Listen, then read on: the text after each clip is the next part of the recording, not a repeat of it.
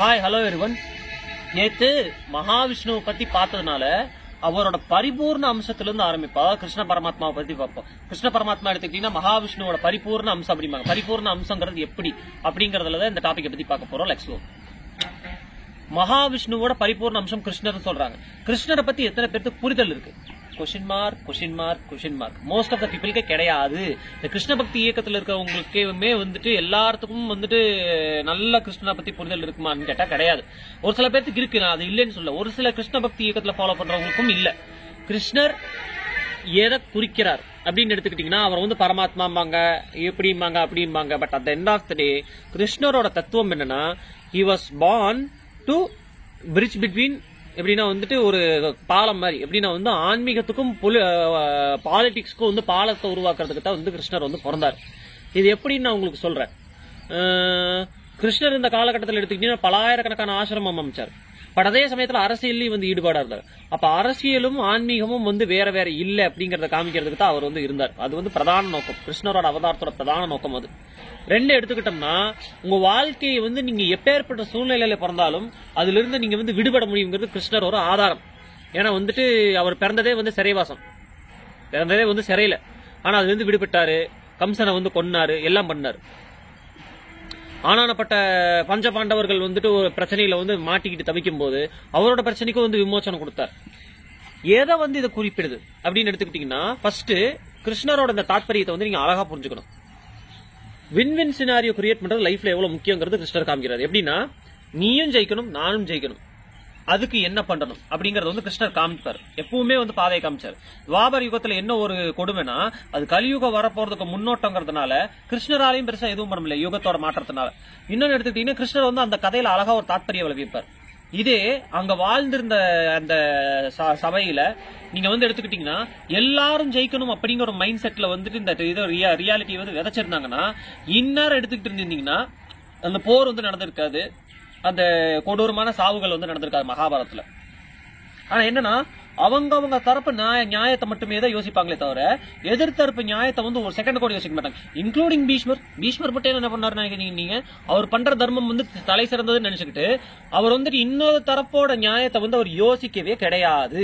இதனாலதான் அவர் அன்பு படுக்கையில படுக்க வேண்டியதா போயிடுச்சு. நீ தர்மா பத்தி தவறான ஒரு புரிதல் வச்சிருக்க, அம்பு படுக்கையில கடை அப்படின்னு வந்து கிடக்க வச்சார் கிருஷ்ணர். எதுக்கு? நான் வந்து அந்த கர்மா வந்து கழிக்கிறதுக்கு, அவர் பண்ண தவறுகளோட கர்மா வந்து கழிக்கிறதுக்கு. பட் அதே சமயத்துல அவர் தர்மத்தோட இருந்ததுனால தான் அவர் டப்புன்னு உயிரும் போல. ஏன்னா அதர்மம் பண்றவனா இருந்தா டப்புன்னு வந்து உயிர் போயிருக்கும். அப்போ இந்த தாத்பரியத்தை நம்ம ஃபர்ஸ்ட் புரிஞ்சுக்கணும். கிருஷ்ண பரமாத்மா வின் வின் சினாரியோஸ், அதாவது நீயும் ஜெயிக்கணும் நானும் ஜெயிக்கணுங்கிற அந்த சினாரியோ. இது ஏன்னு தெரிஞ்சுங்க. இப்ப நீங்க வந்து ஒரு ப்ரப்போசல் வச்சிருக்கீங்க, ஒரு விஷயத்த வந்து நீங்க வந்து முன்னெடுக்க போறீங்கன்னா, அந்த முன்னெடுப்பு ஒன்னு அக்ரியபிளாவும் இருக்கணும், பிராக்டிக்கலாவும் இருக்கணும். அதாவது ஒரு உதாரணத்துக்கு சொல்றேன், இங்க எத்த பகவத்கீதையில வந்து அவர் சொல்லியிருப்பார். என்னன்னா, அர்ஜுனன் எடுத்துக்கிட்டீங்கன்னா போர்க்களத்துல உங்களுக்கு பயத்துல இருப்பானா, என் சொந்த பேரண்ட்ஸை வந்து எப்படி கொல்றது, என் சொந்த தாத்தாவை எப்படி கொல்றது, என்னோட மொத்த குடும்பமுமே அந்த சைடு நிக்குது எப்படி கொல்றது அப்படின்னு வந்து அவனுக்கு ஒரு பதட்டம் வருமா? கிருஷ்ணர் வந்து அந்த இடத்துலதான் அவரோட தாத்பரியத்தை பகவத்கீதையில ஸ்டார்டிங்ல வைப்பார். நீ எடுக்கக்கூடிய ஒரு விஷயம் வந்து அக்ரியபிளாவும் இருக்கணும், பிராக்டிக்கலாவும் இருக்கணும். சில விஷயங்கள் நம்ம வந்து ஒரு விஷயத்த வந்து ஒருத்தங்க கிட்ட போய் ப்ரப்போஸ் பண்ணுவோம் எடுத்துக்கிட்டோம்னா, அது வந்து அக்ரியபிளா இருக்கும், ஆனா பிராக்டிக்கலா இருக்காது. இது எப்படி சொல்றதுன்னா, உங்களுக்கு ஓகே ஆனா அப்படிங்கிற மாதிரி வரும். கரெக்டா? இப்ப வந்துட்டு அர்ஜுனன் சொல்றது எடுத்துக்கிட்டீங்கன்னா, அந்த போர்க்களத்துல சொந்த பேரண்ட்ஸே வந்து கொல்லக்கூடாது, எல்லாத்தையும் கொல்லக்கூடாதுங்கிறது வந்து அக்ரியபிளா இருந்தாலும், ஆனா பிராக்டிக்கலான்னு பாத்தீங்கன்னா அந்த இடத்துல கிடையாது.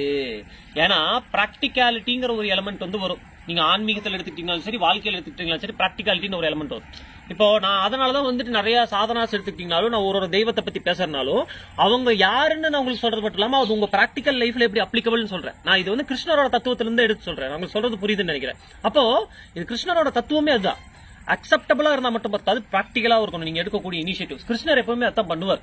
எடுத்துக்கிட்டீங்கன்னா பிராக்டிகலாவும் இருக்கணும், அக்செப்டபிளாவும் இருக்கணும். அப்படிங்கிற போது அவர் வந்து யோசிப்பார். நீங்க என்ன வந்துட்டு இதனாலதான் வந்து நீ வந்து யோசிக்கிறது அக்செப்டபிள் தான், பட் இருந்தாலும் பிராக்டிகல் இல்ல. ஏன்னா உன்னோட எதிர் தரப்புல இருக்கவங்க தான் உன் பொண்டாட்டி தூயில் உரியும் போது உட்காந்து வேடிக்கை பார்த்துட்டு இருந்தவனுங்க, வாயை மூடிட்டு வத்து போட்டிட்டு வேடிக்கை பார்த்துட்டு இருந்தவனுங்க. அவனுக்கு வந்து பண்ணது மட்டும் பிராக்டிகலா அக்செப்டபிளா அப்படின்னு கேட்டாங்க.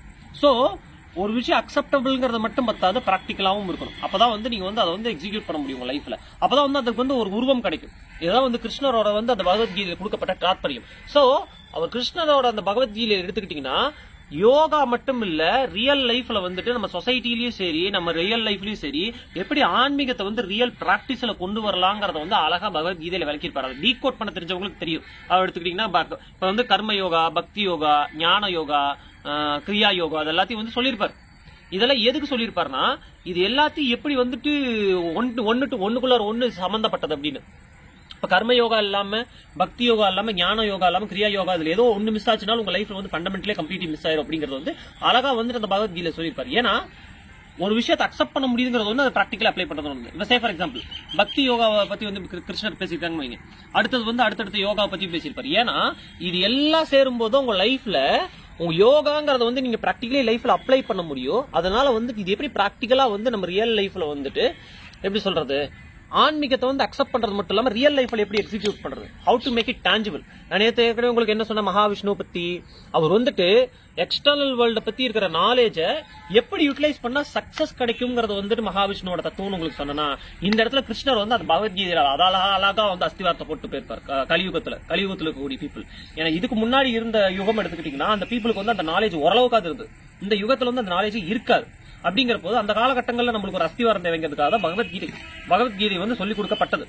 நீங்க பகவத்கீதை வந்து சொல்லிக் கொடுக்கப்பட்டதுக்கான காரணமே அதுதான். இப்போ இந்த கலியுகத்தில் இருக்கக்கூடிய பீப்புளுக்காகத்தான் வந்து இந்த தாற்பயங்கள் வந்து சொல்லிக் கொடுக்கப்பட்டது. ஏன்னா நான் ஏற்கனவே சொன்ன மாதிரி ஸ்ட்ரீம் எக்ஸ்டர்னல் நாலேஜா, நேற்று வந்து மகாவிஷ்ணு வீடியோ போட்டிருப்பா, அதை போய் பாருங்க. அப்போ உங்களுக்கு வந்து நான் சொல்ல வர கான்செப்ட் புரியும். நேற்று வந்து ஸ்ட்ரீம்ங்கிற அந்த இதை சொல்லி, நான் ஸ்ட்ரீம்ங்கிறது எக்ஸ்டர்னல் நாலேஜ், வெளி உலகத்தை பத்தி இருக்கக்கூடிய தகவல்கள், அதை பத்தி இருக்கிற அறிவு, ஞானம்.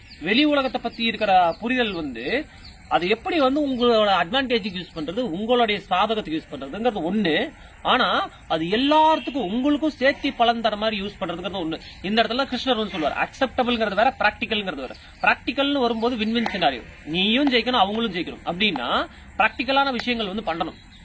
அப்போ யோசிச்சு பாருங்களேன், நீங்க முதல்ல இருந்தே இந்த வின் சினாரியோ வந்து எஸ்டாப்ளிஷ் பண்ணிருந்தாங்க அந்த மகாபாரதத்துல எல்லாரும் அப்படின்னா அந்த போரே வந்து முதல்ல நடந்திருக்காது. யாரோ ஒருத்தர் அந்த இனிஷியேட்டிவ் எடுத்து ஓரளவுக்கு பண்ணியிருந்தாங்கன்னா அந்த போரே நடந்திருக்காது. கடைசி வரைக்கும் எல்லாரும் வந்து அவங்களோட டைரக்ஷன், தாட் ப்ராசஸ் மட்டும் யோசிச்சதுனாலதான் அந்த போரே மேனிஃபெஸ்ட் ஆச்சு. எல்லாருமே அந்த போர் நடந்ததுக்கு ஒரு காரணம் இதான் வந்து சத்தியமான ஒண்ணு. மகாபாரதத்தை முழுசா தெரிஞ்சவங்களுக்கு தெரியும், அந்த போர் நடந்ததுக்கு எல்லாருமே ஒரு காரணம், எல்லாரும் ஒரு விதத்துல காரணம், எவ்ரி ஒன். அப்போ நீங்க எப்பவுமே வின் சினாரியோ ஆரம்பத்திலிருந்து கிரியேட் பண்ணல, நானும் ஜெயிக்கணும் நீயும் ஜெயிக்கணும்ங்கிற ஒரு யதார்த்தமான ஒரு உலகத்தை நம்ம கிரியேட் பண்ணலினா கடைசியில வரப்போறது என்ன, சண்டை, முட்டு, மோதல், அழிவு, இதுதான் வரும்.